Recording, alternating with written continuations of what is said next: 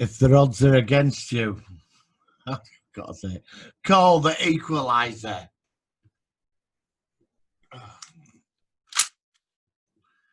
Yeah, call the Equalizer, but don't call me.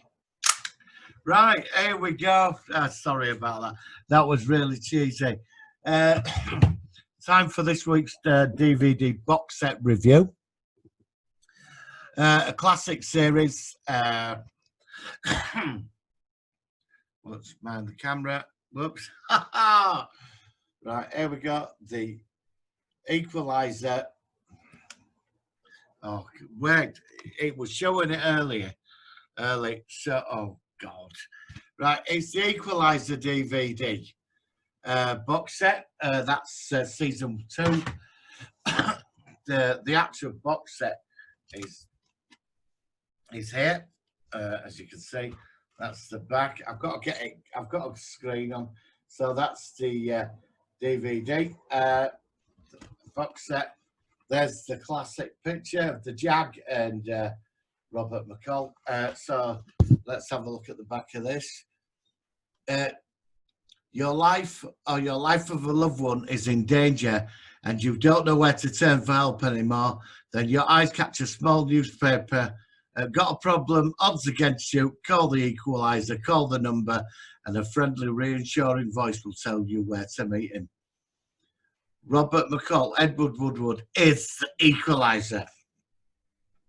Extras, all 88 episodes, original concept, the story of the Equalizer, commentaries, and other bits. So there we go.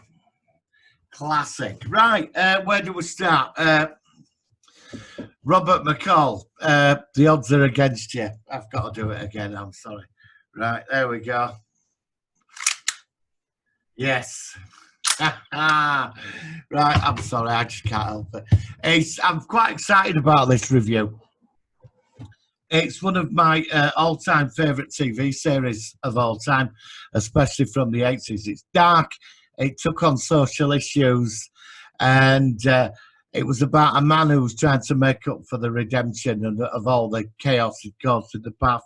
He worked for a secret organisation known as The Company, which was run by Control, which answered to this council, because we find out about this council in this episode. Not in this, later on. I think it's in 4th season, actually. I can't name the episodes. There's one episode called Hands and Glove, which is a classic. Robert McCall, he walks out from the Secret Service, or the firm, as you know, the firm, and he suddenly, something's happened to him. I think he's sick of all the bloodshed and what he's seen. It's affected him, years of it. He lost his wife, he lost touch with his children, and he's trying to make up to them now. He's older, and he wants to, I don't know, he feels that he's on this path of redemption. So he sticks an ad in a paper, and the odds are against you, and that's it. He starts helping out people, like average people like myself, you know, like are coping with things that, you know, you can't cope with. You know, people get caught up in dodgy situations and all this. So on the DVD, I've got all 4 seasons. God, I love this show. Robert McCall, in the first episode, it starts off like the pilot movie. There's like this hostage situation at the tube station, the metro in New York, and he sort of comes in and sort of tries to defuse it, and the police mess it up, and he ends up shooting this guy because he calms him down, and he wants to finish him off, but he stops himself. He's a man that carries this like darkness in him, which is trying to, you know, like I keep saying, this redemption. So you know, this show had it all. It took on issues. It really went down into like human stories, and I loved it for that. And I loved his mates in it, like Mickey Kostmeyer, all these characters that worked for the company or didn't. He had these people that were all trained specialists in certain areas, and he'd call them in. Kostmeyer was my favourite. Keith Zabaka or something. He's a great actor, and every week somebody phones him up, and he'll go out and meet them in Central Park and tell that these debt collectors are harassing my husband, or I'm being blackmailed, and the mafia's involved, and he gets involved, and it's like he starts equalizing the odds against the villains, with all the power, even like with politicians and people above the law. This guy brings them down. We need more people like this in the world. I mean, this was a guy, he took it on. Once you have this guy on your case, you're not going to get rid of him. And there's some villains where it came personal with him. And he tells them, I'm going to bring you down and fuck you up, basically. And that's what was just so cool, because you're like, at the end of it, when he brings them down, you're really like, yes, one for the little guy. And, there's one episode where there's this street gang and they dominate this street, and the neighbour's terrifying. There's a doctor there, and she's giving out free medical treatment, and he turns up and he gets the entire neighbourhood to stand against this gang, because do you know what I mean? This gang, because he knows like how these people work, because he's obviously, he's been all over the world, he's done things, he's brought down governments. I mean, it's an episode where it's mentioned he's trained to bring down governments and assassinate people. I mean, he's like a tactical genius in his thinking. And you don't really want to mess with this guy. There's some episodes where it's quite sad. There's one episode where he helps this woman. She's got a stalker, and he steps in, he stops this stalker, and he's making her life hell. And he puts the stop to her ends, and she actually likes him. She's really nice looking, and she says, "Do you want to come and join me for dinner?" And I think she's really into him, and he just says no. But he said, if you ever need me, phone me. He just walks away, and it's these like moments that this man is like, he's got this sort of thing with him that he can't get involved with like people. It's sometimes, I don't know. I think he does sometimes. There's like the odd ex-lover that turns up. You've got KGB enemies that want the revenge on him, or there's like people he wants revenge on from years ago. Robert Lansing, he plays Control. I love that guy. He turns up long coat on the corner and he's going, Robert, can you do this for us? It's like, you see, when he walked away from this government organisation, they didn't want him. You can't resign. I think there was like they wanted to take him out, but Control sort of said, look, he knows too much. He's not scared of him at all, because he's got enough on him to, blow it all wide open, because this is like the dirty tricks department he worked for. And every week there was something different, Now we get into the music of this, and Stuart Copeland from The Police. What a soundtrack. It's just an amazing soundtrack for the whole thing. The music just fits, the whole sort of Equalizer thing. And the intro credits were awesome. Now, on these Mastered Complex DVD, I'd like this on Blu-ray because I've got Magnum and all this other stuff. But what I've sort of found with it, it's nice. It's all been cleaned up quite nicely, and you can watch it. I never, they only released a couple of episodes on VHS. I never got a full series of it. There was a box set that came out with about 12 episodes. That was it. It might have posted, they might have released one season. I think it was half a season, about 12 episodes.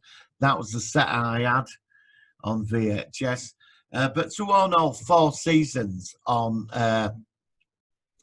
DVD, it just amazing. I just, hang on, I'll just get it out again. Whoops, sorry, it's bloody screen. So I have to put it right. I'm gonna have to work out where the camera angle is, but right. Oh, why is it doing this now? Right. So, did you say the box set is cool? This is something I really wanted. Right. So, right, hang on. Let's. Right, there we go. The box set's cool. Now, fantastic actor is Edward Woodward, but it's not that. There was a lot of big stars in this. You know, Adam Ant was in it. That was a good episode. It was like this nasty piece of work, but they couldn't touch him because he was protected by the firm, and he was like exploiting minors and all this, you know, and they were like diplomats and all this thing, you know. And he stopped it, but he got away with it. But his father killed him, and he tried stopping it. There's these like episodes. There's one about homelessness. Some of them are quite deep about society. You know, about problems and how he gets involved and works his way through it. But it's the characters and it all just works. Costmeyer, the computer guy. There were all these characters that pop up every week. Mickey were like, he would like excommunicated from the company, and he'd come in and help him out. This big guy, like you fed him, he used to come round McCall's flat or apartment and just help himself to food in his fridge. But he were like good on computers. There was like this other control, which I'm still, he turned up. I forgot Sal Rubinek, I think the actor was, and he was like another control, and he was a bit of a twat. Didn't like McCall at all. But he was using resources. But he had some sort of like, he had a bit of technology as well. Like he had, back at the time, he had a computer. If anybody phoned him up, people's phone numbers used to pop up on the screen. So I knew, and their address, so I knew where they were. And this were all back in 80s. So, you know, it's just a great series. I'm halfway through season 2. Now, it's a shame there is some commentaries, and there is like I think it's about 2 documentaries or 1, which I'm a bit annoyed about. I was expecting a lot more. I'd love, like, you know, more documentaries with a cast and all this. But the level of stars that were in this, but Edward Woodward did sort of become ill towards end. And they had him, he were going to take his place. Richard Jordan from Logan's Run, he came in for quite a few episodes. I know that big Hollywood star, I forgot his name, should have researched this. But let me read some of it to you, right? You know, which is sort of interesting. The Equalizer. The Equalizer, American crime drama series, originally airing on CBS from 85 to 89. Great years. As retired intelligence officer with a mysterious past and skills from his former career to exact justice on behalf of the innocent. Now, there's some interesting little de factos in here. Mark William Zabka, that's it. Richard Jordan, who was right as Harley Cage. Ron O'Neill, Steve Williams. Oh, God, there's some stars here. Now, I didn't know this until I read this today. Right. Where is it? Oh, come on, don't disappear. Apparently, the Equalizer was spoofed, although that was that. But let's go further into it. Did you know they were planning to cross the Equalizer over with Magnum? You know, I'm being serious. This is it. The show ran 22 episodes each. It was initially renewed for a 5th season, causing Keith Zabaka to turn down the role on Midnight Caller. However, the show was later cancelled due to a row between CBS and Universal Studios over the renewal. I hate this fucking show, The Murder, She Wrote. In the story of Equalizer, created for the DVD box set, Coleman Luck also stated that Universal requested a script for a crossover episode with Magnum PI. Despite the objections of the crew, the vastly different tones of the 2 shows, ultimately the crossover did not happen, and the episode was rewritten as Beyond Control. I've seen that. So that is fascinating. Now, would it have worked? Magnum, who's like all positive and all colourful and getting off with lovely women in bikinis every week, and Rick and TC and Higgins, you know, and all this. And then you've got Robert McCall, who's from this dark world, as it is in the credits. He's down the alleyway in the long coat and the gun and the jag and the light and the equalizer coming up. Would it have worked? I think it would have been fascinating. I'll tell you something, I'd have liked to have seen it. Could have had Robert McCall on in Magnum in Hawaii, out investigating a case in New York, and McCall's on the other side, and somewhere they meet in the middle, and it all plays out in Hawaii. In the second episode, so we got Murder She Wrote and Magnum. Oh God, that was terrible. But it would have been interesting. Two total different sort of things coming together, which I think would have. I think it could have worked. I really do. But The Equalizer is an awesome TV series, and you know, it holds itself today. It really does. It really holds itself today. I don't think it's dead. I know it's set in the 80s.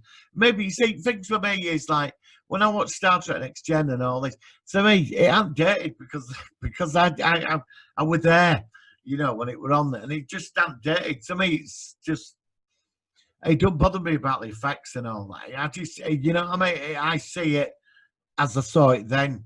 And Equalizer, the music, you always get quite, it's this guy that brings down the nasty bastard, you know what I mean? And this is what is so good about it, you know. But I think 4 seasons was enough, to be honest. I mean, maybe a 5th season might have worked, but it was going to go to a 5th season. But I think, yeah, 4 seasons. I mean, I've been watching a few episodes tonight, and you know, I'm not complaining about any of them so far. I'm enjoying this run on The Equalizer. Now, do I recommend this as a buy? Definitely, I do. And it's a shame there ain't more extras. But to see Edward Woodward, it's just a joy in itself, you know. So this is my DVD review of The Equalizer. It vanishes again. But it's just fantastic. Look, what a great picture. So I do recommend this. I mean, honestly, I could sit here for like an hour and talk about it. But I think I've said what I'm going to say about The Equalizer. Do you know what I mean? So, guys, I do recommend this. Please give this video a like. Give it a share. And remember, if the odds are against you, don't phone me. All right, guys, I will see you Sunday. Have a great weekend and stay safe.